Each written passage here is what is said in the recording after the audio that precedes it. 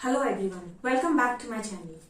This video मैंने specially आपकी demands पे बनाया है। बहुत सारे डिफरेंट मीडियम से मेरे पास क्वेश्चंस आ रहे थे कि मैम यूपीएससी सीएमएस से रिगार्डिंग क्या जॉब होती है, क्या वर्किंग आवर्स रहते हैं, क्या इंटरव्यू के दिन हमको चीजें करनी होती हैं या कितनी सीट्स होती हैं। तो इन सारी क्वेरीज को मैंने इस वीडियो में कंपाइल किया हुआ है।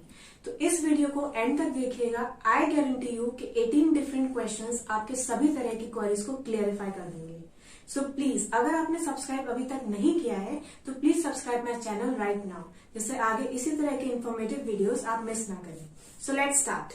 सबसे पहला क्वेश्चन कि क्या मैं पीजी के लिए ट्राई कर सकता हूँ यूपीएससी सीएमएस की सीट उठाने के बाद? तो बिल्कुल कर सकते हैं। इनफैक्ट अगर आप रेलवे कैडर उठाते हैं तो वो आपको सपोर्ट करते हैं कि अगर आपने उठा लिया है, ज्वाइन कर ली है यूपीएससी सीएमएस की सीट और आप रेलवे में हैं और उसी साल आपका पीजी में सिलेक्शन भी हो जाता है, तो रेलवे आपको 3 इयर्स की लीव देता है। और कुछ स्टेट्स में बॉन्ड होते हैं तो वो बॉन्ड को भी उसके अंदर कंसिडर किया जाता है। और अब डिपेंड करता है कि आपको उसमें पे मिलेगा या नहीं। तो रेलवे का ये रूल है, अगर आपकी सर्विस को 1 ईयर या 2 ईयर हो जाता है, उसके बाद आप पीजी सीट में ज्वाइन करते हैं, तो वो जो सीट होगी वो पेबल सीट होगी। मींस आप पीजी करेंगे लेकिन जो सैलरी मिलेगी आपको रेलवे के थ्रू मिलेगी। उसके बाद जब आप वापस आते हैं तो आपको वो रेलवे की जॉब कंटिन्यू में रहेगी। लेकिन अगर आप एमसीडी के थ्रू जाते हैं तो एमसीडी के दौरान आपको जो पीजी सीट है 2 इयर्स के बाद ही उठाने को अलाउ किया जाएगा। Otherwise you have to choose between the one. या तो आप पीजी चूज कर सकते हैं या एमसीडी चूज कर सकते हैं। 2 इयर्स से पहले एमसीडी स्पॉन्सर नहीं करता है सीट्स को। देन नेक्स्ट क्वेश्चन इज कि after interview how many months it takes for recruitment? मेरा एग्जाम हुआ था last year in the July. उसके बाद मेरा इंटरव्यू नवंबर में हुआ था, जिसका रिजल्ट आया था दिसंबर के अराउंड। फिर मुझे क्या कैडर एलोकेट हुआ है, म्यूनिसिपल कॉर्पोरेशन या फिर रेलवेज, वो रिजल्ट आया था अप्रैल में और उसकी ज्वाइनिंग आती है दिसंबर में। तो अप्रॉक्स कोई भी कैडर हो, इट टेक्स 8 to 10 months और 1 year to get your seat. So total process में 1 साल लग जाता है। Then the next question is, अगर रिक्रूटमेंट के दौरान I get into the NEET PG, then will they consider leave of 3 years? तो I have answer that question in the first answers only. Now this time seats are very less. तो भाई seat चाहे 900 हो चाहे 600 हो, competition is every time same. मेरे time में 950 seats थी, इस टाइम 600 के अराउंड है। बट ऐसा भी टाइम आता है कि जब सीट्स 200 या 300 भी होती हैं। तो सीट्स कम है ये कोई रीजन नहीं होता है कि आपका सिलेक्शन नहीं होगा। आपको अपनी स्ट्रैटेजी, आपको अपनी तैयारी पूरी रखनी है, फिर वो डिपेंड करता है। तो प्लीज ये क्वेश्चंस मत सोचिए कि सीट कम है तो इस बार सिलेक्शन नहीं होगा, तो ये बेकार क्वेश्चन है। नेक्स्ट आता है कि which cadre better to take if we plan for PG? अब वो आप पे डिपेंड करता है, सबकी अलग प्रेफरेंसेस हैं, सारे अलग कैडर की अलग इंपॉर्टेंस है। अगर आप पोस्ट ग्रेजुएशन के बाद ज्वाइन करते हैं या आप प्लान कर रहे हैं कि पोस्ट ग्रेजुएशन करेंगे, तो रेलवे कैडर बेटर रहता है। रेलवे कैडर में आपको ओपीडी एंड आईपीडी दोनों सर्विसेज अवेलेबल रहती हैं। तो अगर आप जिस स्पेशलाइज ब्रांच के हैं, जैसे पीडियाट्रिक्स है, मेडिसिन है, ऑब्स्टाइनी है, कुछ भी है, तो रेलवे में आपको चांसेस रहते हैं कि आप जिस फील्ड के हैं आपको उसी फील्ड में वर्क मिलेगा। अगर आप पीडियाट्रिक्स हैं तो आप पीडियाट्रिक्स में काम करेंगे। लेकिन अगर आप ऐसा प्लेन एमबीबीएस ज्वाइन करते हैं तो उस केस में CGHS and municipal corporation of Delhi better रहता है, क्योंकि उधर सेम इंपॉर्टेंस रहती है। कुछ ऐसा स्पेसिफिक नहीं रहता कि आप इस ब्रांच के, आपको जो भी सीट जिस जगह खाली होगी वो आपको मिलेगा और सेम वहां इंपॉर्टेंस रहती है।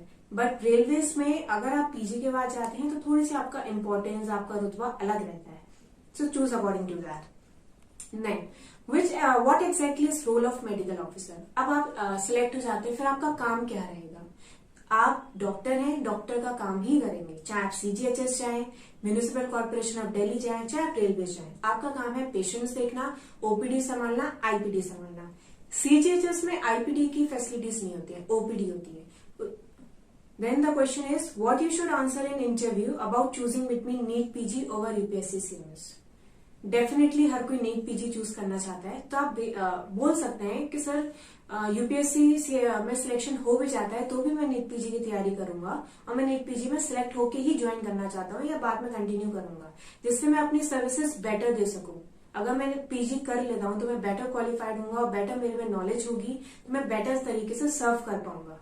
इसलिए मैं दोनों करना चाहता हूँ, बट अगर मेरा पीजी में हो जाता है तो मैं पीजी प्रेफर करूंगा। आप ये मत सोचिए कि आप सीएमएस का इंटरव्यू दे रहे हैं और आप ये बोलेंगे कि नहीं भाई पीजी प्रेफर करूंगा तो वो मार्क्स डिडक्ट कर लेंगे। बिल्कुल नहीं, बिल्कुल बोलिए कि मैं पीजी करूंगा, मैं उसके बाद ज्वाइन करूंगा तो that I can serve better. Now next question is कि मेडिकल एग्जामिनेशन में प्रोसीजर क्या होता है। आपका इंटरव्यू होगा, उस दौरान आपको एक शीट दी जाएगी जिसमें 5 to 6 हॉस्पिटल्स का नेम मेंशन रहता है। उसमें से एक आपको चूज करना होता है या वही चूज करके दे देते हैं कि कहाँ मेडिकल एग्जामिनेशन के लिए जाना चाहते हैं। मेरे अकॉर्डिंग अगर आप चूज करना चाहते हैं तो वीएमएमसी एंड सफदरगंज को चूज कीजिए, क्योंकि वहां आपका सुबह 8 बजे से अगर शुरू होता है मेडिकल एग्जामिनेशन तो 1 बजे तक आप फ्री हो जाते हैं। बट किसी और हॉस्पिटल में अगर जाते हैं तो 4 से 5 बजे जाते हैं। और दूसरी इंपॉर्टेंट चीज होती है कि लेडी हार्डिंग। अगर आपका आई पावर 4 डायोप्टर 3 डायोप्टर इनसे ऊपर है तो आपके लिए फिर क्या होता है कि री एग्जामिनेशन होता है, आपको फिर बुलाया जाता है आफ्टर 1 वीक और सर। तो जो भी उनके हाई अथॉरिटी होते हैं वो दोबारा से चेक करते हैं। तो जो भी जिनको स्पेक्स बेयरिंग है, जिनकी पावर ज्यादा है, तो अपने साथ वो अपने नंबर का ऑप्टोमेट्रिस्ट के थ्रू अगर कुछ रिटन में लेके जाते हैं कि ये पावर है तो वो रिक्वायर्ड होता है, तो please carry that with you. Now I am in final year and I don't have all documents. कोई बात नहीं, जब मैं अपने इंटरव्यू के लिए गई थी मेरे पास 10th की मार्कशीट नहीं थी, डिग्री नहीं लेके गई थी मैं। तो उस केस सिनेरियो में क्या होता है कि वो आप वहां जाइए, वो आपको एक पेज देते हैं जिसपे मेंशन कर देते हैं कि आपने ये डॉक्यूमेंट्स उस टाइम पे शो नहीं किए हैं, और उस पेज पे मेंशन होता है कि विद इन 15 डेज आपको वो दिखाने होते हैं। बट कोई इशू नहीं रहता है, with in 6 month it is valid. मैंने अपने डॉक्यूमेंट्स फरवरी में वेरीफाई कराए थे उधर ही यूपीएससी ऑफिस में जाकर। तो प्लीज अगर आपके पास डॉक्यूमेंट्स नहीं है तो बिल्कुल घबराने की जरूरत नहीं है।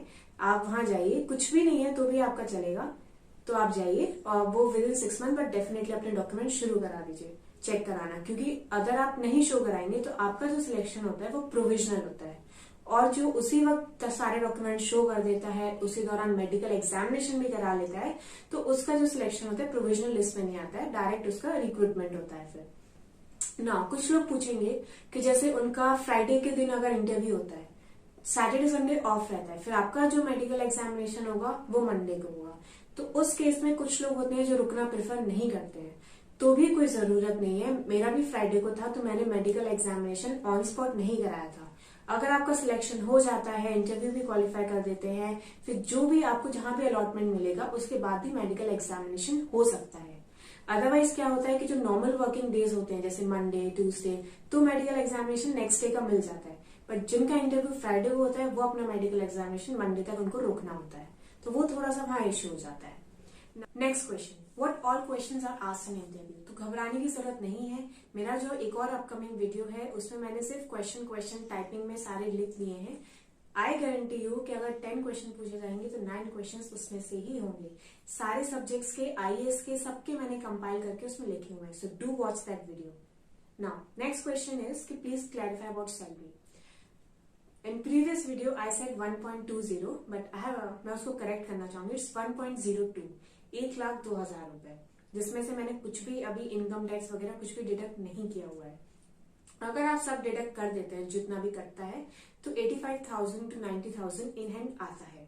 अब वो डिपेंड करता है, उसमें एक्चुअली एक कॉलम होता है जब आपको सैलरी मिलती है, हाउस रेंट अलाउंस, तो वो डिपेंड करता है कि आप किस जगह सिचुएटेड हैं।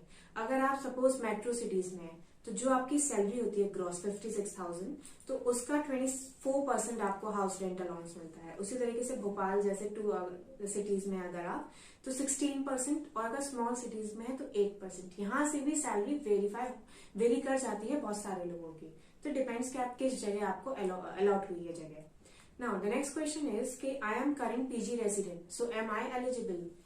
मैंने बोला है हर कोई एलिजिबल है, बस उसके लिए एज लिमिट का क्राइटेरिया है। अगर आप जनरल कैंडिडेट हैं तो 32 year is the maximum age limit, for the OBC 35 years and for SC ST 37 years. अगर आप इस कैटेगरी के अंदर आते हैं तो आप हर सिनेरियो में एलिजिबल हैं। हाँ, पीजी केस में ऐसा होता है कि अगर आप सपोज सेकंड ईयर में, फर्स्ट ईयर में हैं और आप सिलेक्ट हो जाते हैं तो भाई पूरे प्रोसेस होने में वैसे ही 1 साल लग जाता है, तो 1 साल वहां आपका कंपेंसेट हो जाता है। उसके बाद ये सेंट्रल गवर्नमेंट जॉब है, ये आपके लिए वेट करती है। अगर आप पीजी कर रहे हैं तो वो प्रमोट करते हैं पीजी को, ये नहीं करते हैं कि अगर आप पीजी कर रहे हैं इसमें एक चूज कीजिए, वो आपका वेट करते हैं। प्रोबेबिशन पीरियड कहलाता है वो, कि ठीक है दे आर वेटिंग, आप उसके बाद आके ज्वाइन कीजिए। बस ये होता है कि फिर सीनियोरिटी काउंट नहीं होती है। अगर आप डायरेक्ट ज्वाइन करते हैं तो आपका जो टाइम पीरियड है 3-4 आवर्स का, वो वर्किंग में काउंट होकर सीनियोरिटी में काउंट होता है। बट अगर आप पीजी करके आते हैं, स्टार्टिंग से ही अगर पीजी करने गए हैं, तो वो जो 2 इयर्स का जो टाइम पीरियड रहेगा उसमें सीनियोरिटी काउंट नहीं होगी। जब आप आके ज्वाइन करेंगे तब सीनियोरिटी काउंट होती है। और अगर आप चाहते हैं कि सीनियोरिटी काउंट हो तो उसके लिए आपको at least 1 year to 2 year work करना पड़ता है। उसके बाद अगर आप पीजी के लिए जाते हैं तो जितने साल भी आपको पीजी में लगेंगे उसमें भी आपकी सीनियोरिटी काउंट होगी। Now the next question is कि is fluent English must in UPSC CMS interview? ऐसा बिल्कुल भी नहीं है। चाहे आप इंग्लिश में बोलें चाहे आप हिंदी में बोलें, आप पे डिपेंड करता है। अगर आप अपना इंटरव्यू हिंदी में शुरू करते हैं तो जहां जो भी फैकल्टी होगी वो आपसे सारे सवाल हिंदी में करेगी, और अगर आप इंग्लिश में बोलते हैं तो वो सारे सवाल इंग्लिश में करेंगे। ऐसा कोई नहीं है कि अगर आप इंग्लिश में बोल रहे हैं तो आपके मार्क्स अच्छे मिलेंगे और हिंदी में बोल रहे हैं तो मार्क्स डिडक्ट हो जाएंगे। पूरा खेल नॉलेज का है। अगर आप आंसर सही देते हैं तो किसी भी भाषा में दें, कोई फर्क नहीं पड़ता है।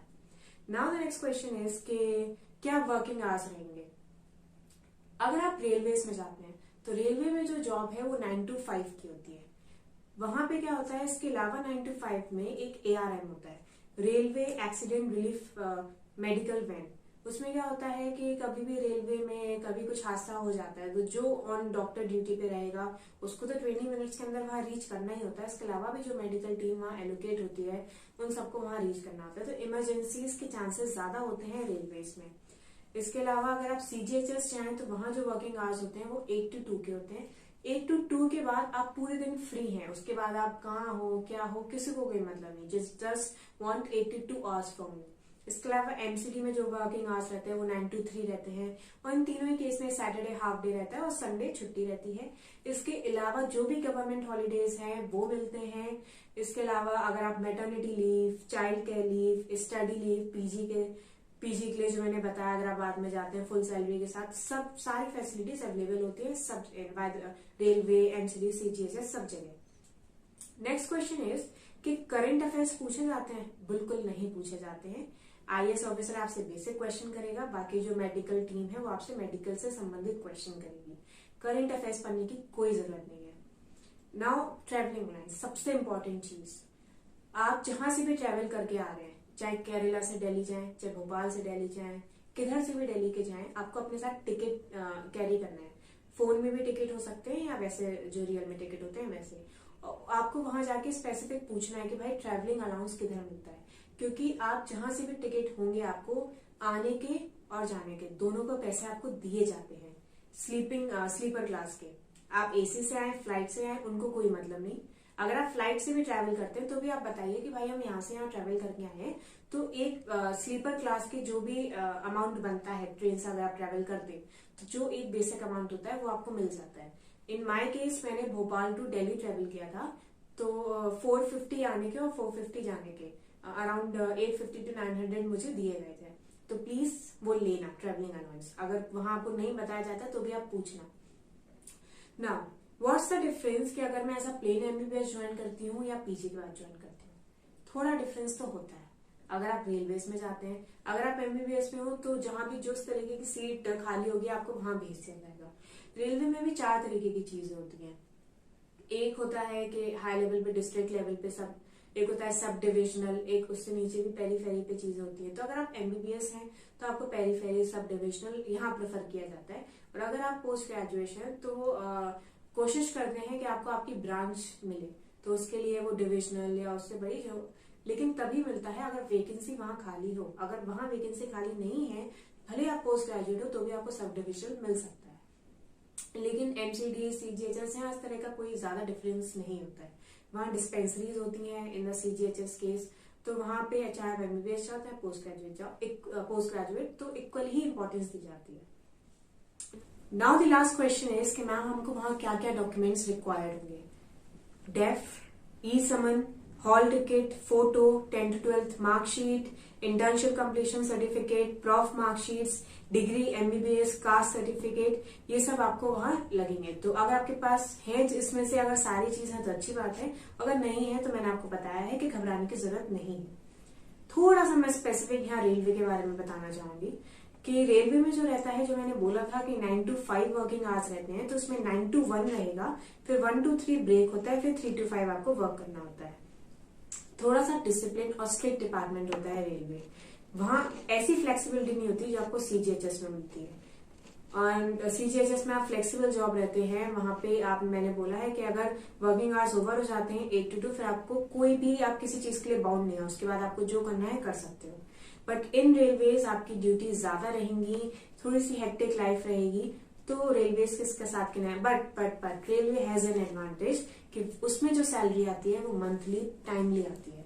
In the case of MCD, CGHS, वहां 2-3 महीने का डिले हो सकता है, एंड एमसीडी में यूजुअली हो जाता है, बट रेलवे में कभी भी डिले नहीं होता है। सो आई होप अगर आपको ये वीडियो पसंद आया हो तो प्लीज सब्सक्राइब, लाइक, एंड कोई भी डाउट्स अगर हो तो इस बार मैं अपनी टेलीग्राम आईडी, मैसेंजर आईडी सब शेयर कर दूंगी नीचे, तो कोई भी डाउट्स आप मुझसे पूछ सकते हैं। I definitely try to answer all your queries. In the last, I would like to thank Dr. Bhavish Rathore sir for giving me so much information. So thank you.